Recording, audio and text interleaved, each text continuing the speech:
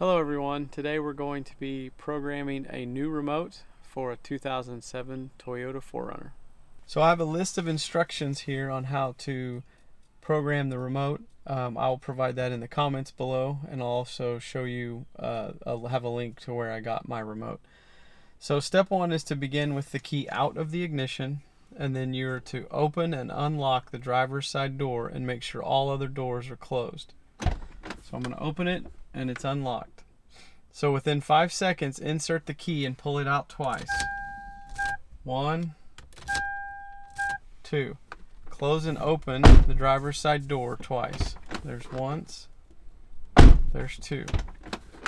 Insert the key into the ignition and remove it. Close and open the driver's door twice. 1, 2. Insert the key into the ignition and leave it in the ignition. Close the driver's side door. Switch the ignition to on, then off. Remove the key from the ignition, and the door locks will now cycle. So hopefully you heard the door lock cycle. So that's telling you that the vehicle's in programming mode. So now, if I push and hold the lock and unlock button for 1.5 seconds on the first remote to be programmed, as soon as I let go, I'm going to push the lock and hold it for 2 seconds. So 1, 1, 2.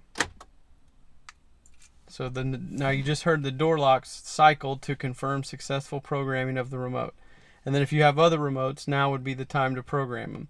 But if you don't, all you have to do is open the driver's side door, and now programming is complete. Now if we close it and we hit the lock button, it locked the car. And it's unlocking. And now we'll see if it rolls the back window down. And there you have it. So that is how you program a key fob on a 2007 Toyota 4Runner. Thanks for watching, and if you enjoyed this video, please subscribe. Thanks.